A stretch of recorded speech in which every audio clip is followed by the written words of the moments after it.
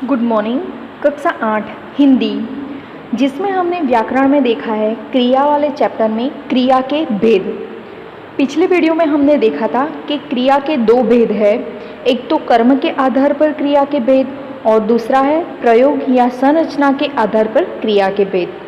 हमने देखा था कि कर्म के आधार पर क्रिया के दो भेद है, एक अकर्मक क्रिया और दूसरा है सकर्मक क्रिया। अकर्मक क्रिया हमने देखा था कि जिसमें कर्म की अपेक्षा नहीं रखता है, वो क्या होता है, अकर्मक क्रिया। और दूसरा हमने देखा था सकर्मक क्रिया, जिसमें कर्म की जिस वाक्य में प्रकट या अप्रकट रूप से कर्म की अपेक्षा होती है उसे सकर्मक क्रिया कहते हैं। ये हमने एग्जाम्पल के साथ देखा था। अब सकर्मक क्रिया में भी हमने दो भेद देखे थे, एक था एक कर्मक क्रिया और दूसरा था द्विकर्मक क्रिया। एक कर्मक क्रिया में हमने देखा था कि एक कर्मक का मतलब ये होता है जिसमें एक ही क्रिया हो, ठीक है। सकर्मक क्रिया में केवल एक ही कर्म होता है। और द्विकर्मक क्रिया में हमने देखा था कि वे सकर्मक क्रियाएं जिनमें दो कर्म होते हैं, वो भी हमने एग्जाम्पल के साथ देखा था। जैसे हमने एग्जाम्पल देखा था, नेहा भाई को राखी बांधती है, जिसमें भाई और राखी दो कर्म हमने देखे थे। वैसे ही हमने देखा था कवि श्रोताओं को कविता सुनाता है, जिसमें श्रोताओं और कविता ये दो कर्म थे। आज हम देखेंगे प्रयोग या संरचना के आधार पर क्रिया के भेद। प्रयोग या संरचना के आधार पर क्रिया के 5 भेद हैं, जिसमें पहला है सामान्य क्रिया, दूसरा है संयुक्त क्रिया, तीसरा है नाम धातु क्रिया, चौथा प्रेरणार्थक क्रिया और पांचवा है पूर्वकालिक क्रिया। सबसे पहला हम देखते हैं प्रयोग या संरचना के आधार पर क्रिया के भेद में पहला सामान्य क्रिया। जब वाक्य में केवल एक ही क्रिया का प्रयोग हो तो उसे सामान्य क्रिया कहते हैं। बहुत सिंपल सी डेफिनेशन है।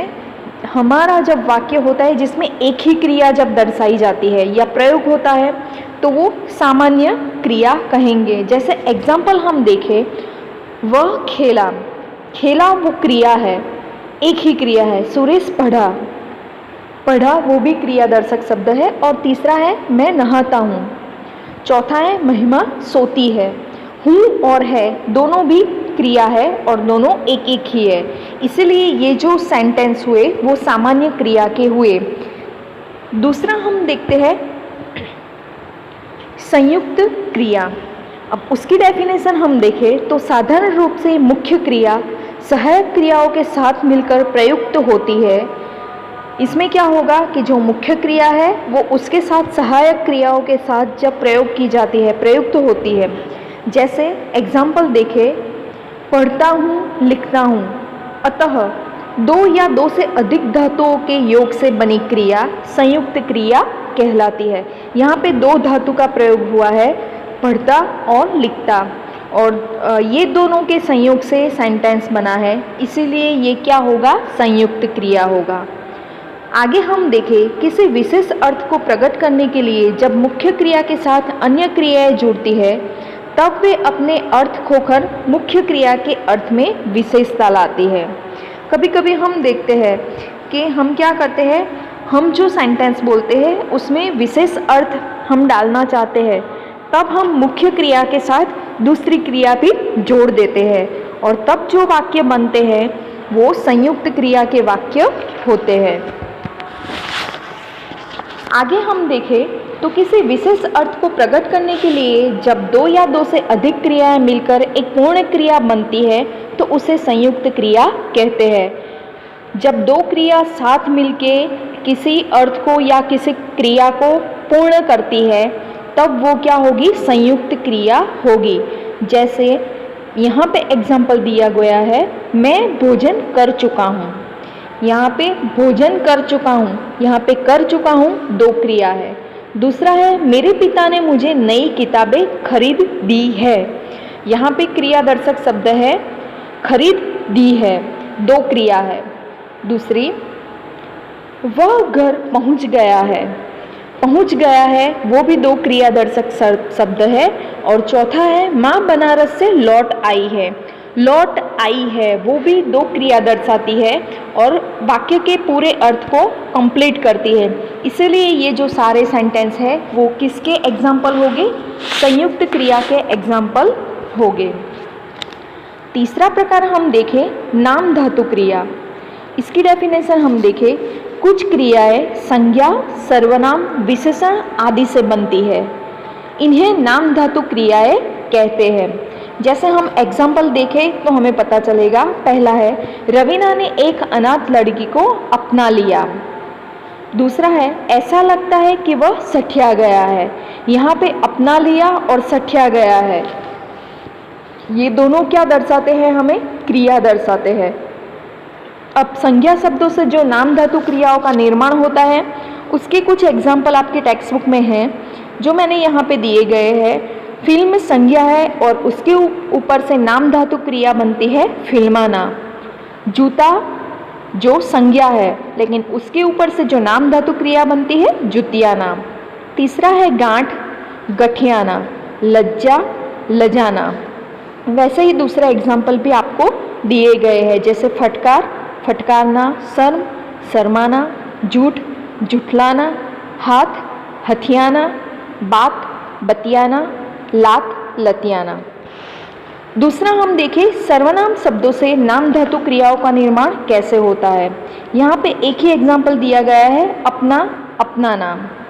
तीसरा है विशेषण शब्दों से नाम धातु क्रियाओं का निर्माण। गर्म वो क्या है? एक विशेषण है और उसके ऊपर से जो नाम धातु क्रिया बनती है वो गर्माना है। दोहरा, दोहराना। चिकना, चिकनाना। साठ, सठियाना। मोटा, मुटियाना। ये सारे ऐसे नाम धातु क्रियाओं के शब्द हैं जो विशेषण शब्दों से बने हुए हैं। और चौथा हम देखें अनुकरणवाची शब्दों से नाम धातु क्रियाओं का निर्माण, जैसे थर थर, थर थराना। भिन भिन, भिन भिनाना। खट खट, खट खटाना। ये सारे क्या है? अनुकरणवाची शब्दों के नाम धातु क्रियाओं के एग्जाम्पल है। चौथा हम देखें प्रेरणार्थक क्रिया। इसकी डेफिनेशन है, जहाँ कर्ता स्वयं कार्य न करके किसी दूसरे को कार्य करने के लिए प्रेरित करता है उसे प्रेरणार्थक क्रिया कहते हैं। इसका नाम ही हमें बताता है। प्रेरणार्थक मतलब किसी और को मोटिवेट करना, प्रेरणा देना या प्रेरित करना। और डेफिनेशन भी वैसी है कि यहाँ पे स्वयं कर्ता काम नहीं करता लेकिन दूसरे व्यक्ति को वो क्या करता है? कार्य करने के लिए प्रेरणा देता है, उसे प्रेरणार्थ क्रिया कहते हैं। जैसे एग्जाम्पल देखें, सुनीता नौकरानी से कपड़े धुलवाती है। यहाँ पे करता है सुनीता और क्रिया कौन सी है? धुलवाती है। लेकिन सुनीता ये काम नहीं करती है, वो किसी और से करवाती है और वो और कौन है? नौकरानी। तो ये धुलवाती है वो क्या हुआ? प्रेरणार्थक क्रिया। दूसरा है मोहन गर्मी में प्यासों को पानी पिलवाता है। यहाँ पे करता है मोहन और प्रेरणार्थक की क्रिया है पिलवाना। तीसरा है करिश्मा माली से पौधे मंगवाती है। ये सेंटेंस में करता है करिश्मा और मंगवाती है वो प्रेरणार्थक क्रिया का उदाहरण होगा। अब प्रेरणार्थक क्रिया में भी दो प्रकार है, प्रेरणा देने वाला प्रेरक करता और प्रेरणा पाकर काम करने वाला प्रेरित करता। मतलब जो काम करवाता है वो क्या होगा? प्रेरक। जैसे सुनीता वो कपड़े धुलवाती है किसी और से, तो सुनीता क्या हुई? प्रेरक करता हुआ। और प्रेरणा पाकर काम करने वाला मतलब कपड़े धोने का काम कौन कर रहा है? नौकरानी। तो वो क्या हुई? प्रेरित करता हुई। यहाँ पे प्रेरणा क्रियाओं के कुछ वर्ड दिए गए हैं, आपकी टेक्स्ट बुक में वो दिए हैं। मैंने एक वर्ड लिए हुए हैं, जैसे सुन, सुनाना, सुनवाना। चल, चलाना, चलवाना। और पांचवा हम देखें पूर्वकालिक क्रिया। डेफिनेशन हम देखते हैं, मुख्य क्रिया से पहले होने वाली क्रिया पूर्वकालिक क्रिया कहलाती है। पूर्व का मतलब ही होता है पहले। वाक्य में जिस क्रिया का पूरा होना वाक्य की मुख्य क्रिया के पूरे होने से पूर्व पाया जाता है उसे पूर्वकालिक क्रिया कहते हैं। धातुओं के साथ कर लगाने से पूर्वकालिक क्रिया का निर्माण होता है। जैसे हम देखें, मैं गृह कार्य समाप्त करके खेलने जाऊंगा। खेलने तो जाने वाला है लेकिन उससे पहले वो क्या करने वाला है? गृह कार्य समाप्त, यहाँ पे के लगा हुआ है, करके। दूसरा है नृत्य गीत का कार्यक्रम समाप्त करके भोजन परोसा गया। भोजन परोसा गया, लेकिन उससे पहले कौन सा काम हुआ? नृत्य गीत का कार्यक्रम का समापन हुआ। तीसरा है सोमेश ने चाय छानकर माताजी को दी। और चौथा है तब्बू ने कपड़े धोकर सुखा दिए। सुखाने से पहले क्रिया हुई है धोना। तो ये हमारे जो 5 प्रयोग या संरचना के आधार पर क्रिया के भेद है वो आज यहाँ पे ख़त्म होते हैं। नेक्स्ट वीडियो में हम आगे का टॉपिक देखेंगे। धन्यवाद।